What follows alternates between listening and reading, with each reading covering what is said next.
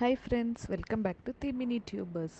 இன்னைக்கு நம்ம சரண்யா பொன்வண்ணன் அவங்கள பற்றி பார்க்க போகிறோம். சரண்யா பொன்வண்ணன் பெரும்பாலும் தமிழ் மூவிஸில் ஹீரோயினாக நடித்தவர்.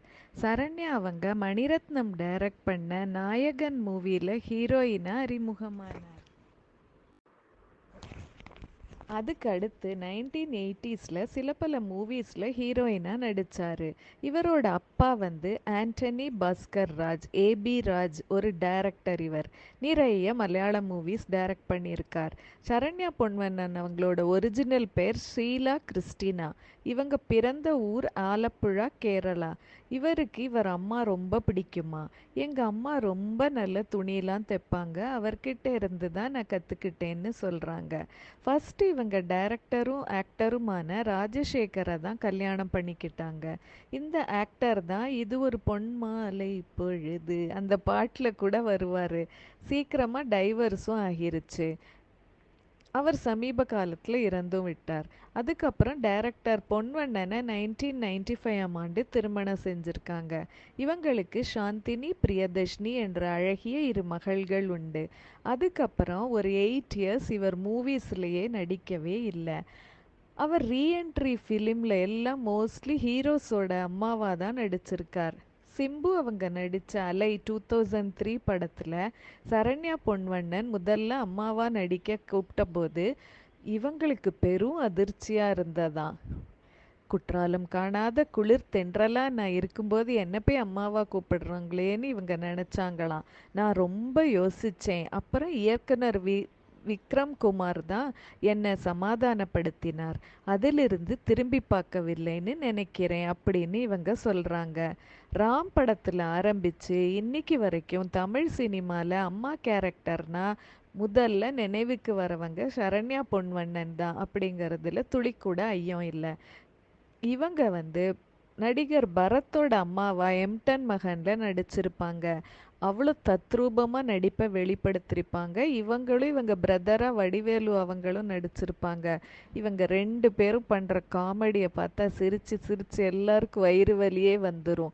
எப்பேற்பட்ட துன்பம்னாலும் அந்த யூடியூப்பில் போய் அந்த காமெடி பாருங்கள், பறந்தோடிடும். இது வரைக்கும் பார்க்காட்டி பாருங்கள், சிரித்து சிரித்து அவ்வளோதான். ரொம்ப வயசானவங்க பல்செட் வச்சுருந்தாங்கன்னா அவங்களுக்கு அந்த பல்செட் விழற அளவுக்கு அவ்வளோ சிரிப்பு. அது கிராமத்து அம்மா வேடம்னா முதல் எப்படிப்பட்ட அம்மா வேடத்தையும் உள்வாங்கி நடிப்பவர்னு சொன்ன மிகையாகாது. நம்ம வீட்டு அம்மா நடிகை சரண்யாவை சொல்லலாம். உண்மையை சொல்லணும்னா இவங்க இன்று வரை ஸ்லீவ்லெஸ் ட்ரெஸ் கூட போட்டுக்க மாட்டாங்களாம். அதனால் தான் நிறைய நல்ல மூவி ஆப்பர்ச்சுனிட்டி எல்லாம் இழந்திருக்கேன்னு ஒரு தடவை சொல்லியிருக்காங்க. அதை பற்றி எனக்கு எந்த வருத்தமும் இல்லைன்னு அவங்க சொல்லியிருக்காங்க. சரண்யா அவங்க டி சாஃப்ட் அப்படிங்கிற ஃபேஷன் டிசைன் ஸ்கூல்லையும் அவர் வீட்டிலேயே வச்சு நடத்திட்டு வராங்க இன்னி வரைக்கும்.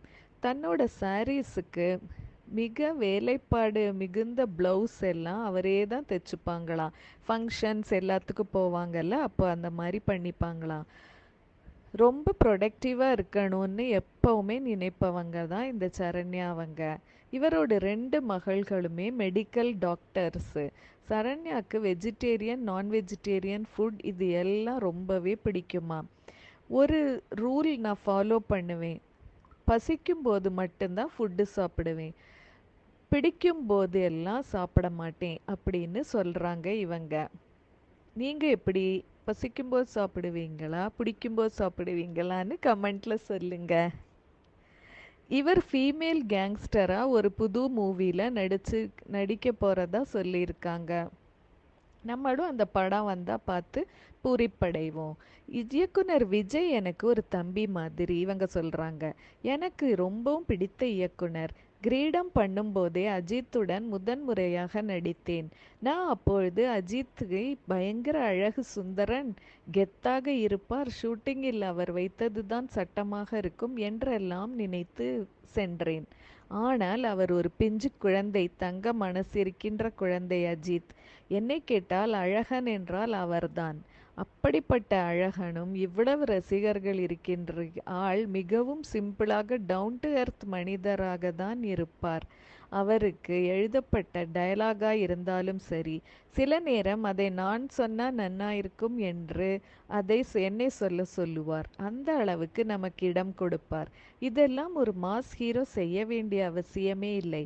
அதையெல்லாம் அவரிடம் நான் ரொம்ப ரசித்தேன், நெகிழ்ந்தேன்னு சரண்யா பொன்வண்ணன் அவங்க சொல்றாங்க. இந்த வீடியோ உங்களுக்கு ரொம்ப இன்ட்ரெஸ்டிங்கா இருந்திருக்கும்னு நம்புறோம். இன்னொரு வீடியோல நம்ம எல்லாம் குஷியா சந்திக்கலாம். அது வரைக்கும் பாய் ஃப்ரெண்ட்ஸ்.